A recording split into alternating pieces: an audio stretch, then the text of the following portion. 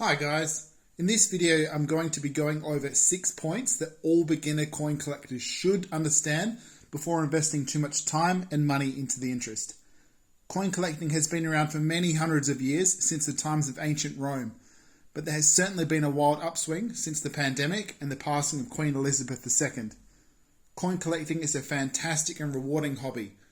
They offer glimpses into certain points of our history and they're easy to store, have an attractive appearance, and in some cases can even be quite cheap. Take this 1911 Australian silver 3p for example. Despite the wear, you can still make out most of the coin fairly well. Now just imagine how many sets of hands it's gone through in its 112 years of existence. And in this grade, the coin can be obtained for only about 10 Australian dollars. Not bad for a piece of history. However, this isn't always the case, with some high-end coins going for hundreds of thousands of dollars.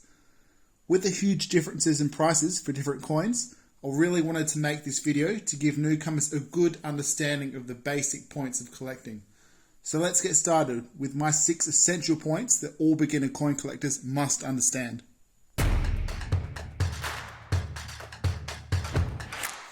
I'll start by saying that none of this is financial advice and just for entertainment purposes. You should discuss with a professional if you're looking to spend large amounts of money or purchasing as an investment. Point 1. Start small and learn the basics. There are many ways collectors get started, but it's not a great idea to go out and spend hundreds or even thousands of dollars within your first few weeks. And believe me, it's easier to do than you think. I'd recommend getting a bag of world coins. They're fairly cheap and easy to obtain. You should be able to get a pound for roughly $20 US. In there you'll get a good variety and it's super fun to work out the different countries and denominations. Or you may just want to look through interesting coins in your everyday change. This is called coin noodling and it's certainly growing in popularity. The choice is up to you, but just make sure you ease into it. I found that it was best to purchase books. For collectors of American coins, I'd recommend the official Red Book, which is a comprehensive guide to all US coins. For Australian collectors, Renwick's Coin and Banknote Values is excellent. And for collectors of English coins, Spinks is the best way to go. For other countries, just Google coin books from a specific country and you'll easily locate something suitable. But don't think for a second you need to be a collector of coins from your own country. Now these books are quite detailed and aren't usually cheap, as they often need to go through new editions to keep prices up to date. If you're restricted on funds, then your local library will have something, if not all of their books I've just listed. Apart from listing details on individual coins, these books will also teach you important definitions like mint marks, proof and error coins, mules, grading, coin composition, and so on. Some websites you should also look at include All Coin Values, Numista, and NGC. These websites are great encyclopedias of coins and are always kept up to date. These are linked in my video description. I want to emphasize again that if you're a beginner, you don't want to be spending too much money, and especially on any one coin, as you won't have the experience to know what to look for and can easily fall victim to buying a forgery. The scarcer and more expensive a coin is, the more likely you are to encounter a fake, as scammers are incentivized to do so. In time, you'll naturally develop an eye for noticing finer details that you won't pick up as a beginner. This leads me on to my second point: go through a reputable dealer. There are many places you can buy coins today, such as eBay and Etsy, just to name a couple of the big online retailers, but also auctions, coin dealers, coin fairs, second-hand or thrift stores, markets, coin fairs, or garage sales. The list goes on. At the start, I would absolutely recommend going through a reputable dealer, ideally from a physical store. Check their reviews as a starting point. You won't be buying coins at super cheap prices here, but you'll be safe from getting ripped off and you won't be tricked into buying replicas or forgeries. I have 3 coin dealers that I primarily go through in my hometown that I trust and have managed to build good relationships with. They can be an enormous source of knowledge as they have spent most of their lives in the profession, and in my experience, they're more than happy to answer any questions you have and give opinions and even appraisals on your collection. Even if you go through a dealer you do not know, they generally still have their reputation to protect, and you know where to find them if you have a problem. This isn't always the same when buying a coin from an unknown source online. Point 3. Take your time. With today's World Wide Web, it's easy to amass a large coin collection in a short period of time. After you've explored, researched, and bought different types of coins, you'll naturally develop an eagerness to pursue a particular niche. For me, that is Australian and English pre-decimal coins, which are the majority of coins being shown in this video. But for you, it might be ancient Roman coins, commemorative coins, Lincoln pennies, era coins, whatever. It's completely up to you. I don't know of any collectors who just want to keep amassing all types of coins long term. You may even be satisfied just keeping interesting circulation coins that appear in your change. Don't let anyone tell you what to be interested in, particularly if it's what's flashy at the time. Right now in Australia, coloured $2 coins like these are pretty hot, but I personally don't have much interest in them. As you gain more experience, you'll feel confident to start putting more money into individual coins that you know you'll want in your collection. Point 4 is very important. Understand how grading works and what contributes to a coin's value. The main factors that contribute to a coin's value are metal content, age, grade, eye appeal, historical significance, current popularity, and scarcity. Now, scarcity isn't entirely related to the mintage number, as large numbers of older coins have been previously melted down. No one of these points is going to make a coin worth a fortune.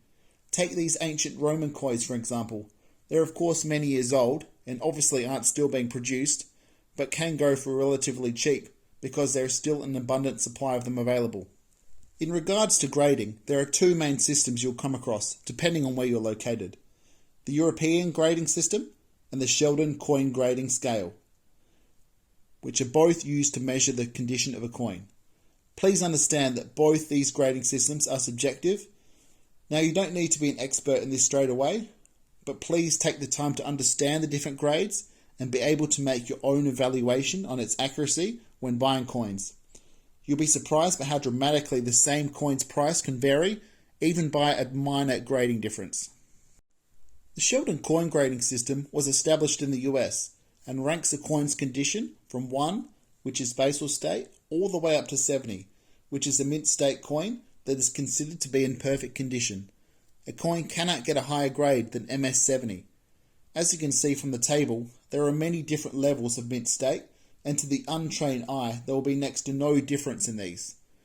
There are companies that grade these coins professionally using the Sheldon system.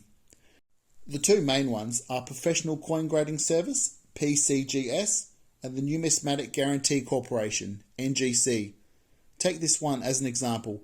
PCGS graded this coin and it has given it an MS63.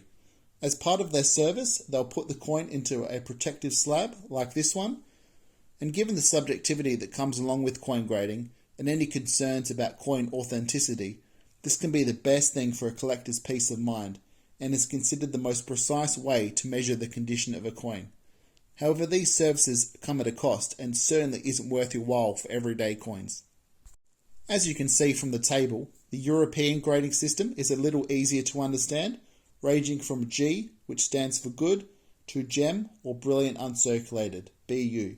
For me, I'd ideally like to purchase a coin in very fine condition or up, such as the one on the screen, but I'm very happy to purchase it in a lower grade if I still like the appearance.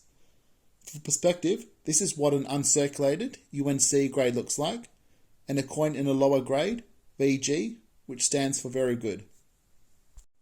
Point 5. Coin handling. Coins are made from metal, so you'd think they'd be generally pretty sturdy. However, the surface can be quite delicate and easily damaged. You want to be especially careful when handling older coins or coins in higher grades. It won't take much to damage these coins, thus reducing their value and attractiveness. If you're picking up a coin that doesn't have any protective casing, then always hold it by the rim to protect from fingerprints and your skin's natural oils. Or ideally, wear gloves if handling valuable coins. If regularly inspecting, then you can enclose them in the 2x2 holders seen throughout most of this video, or one of these archival SA flips. Both are affordable options. I want to finish this point by saying you should not clean your coins. This process will likely damage the coins and dramatically decrease its value, such as this George III penny, which would be worth a lot more had it not been cleaned. Don't attempt to flog away a clean coin. Dealers and semi-experienced collectors can detect them a mile away. And the final point, and perhaps most important, have fun and appreciate your coins.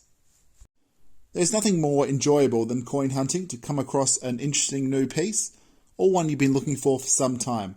Thrill of the chase is part of the fun, but make sure you always pull out your current collection every so often and appreciate the history and designs behind them. If you don't, then what's really the point? I personally don't have any intention to sell the bulk of my collection, as I'm too attached to it. This should make for a nice inheritance for future generations. But even though profits can be made, I don't think anyone should enter the field specifically to make a financial gain. Even if you're smart and lucky enough to pull it off, you'll likely perform better in other areas, especially in the short term. Don't look or judge your collection based on its current monetary value, because each coin still has its own history, design, and significance. So that's the 6 points I believe every coin collector needs to understand early in their journey of collecting. I hope you gained some value from this video. Please feel free to provide feedback in the comments and share your experiences.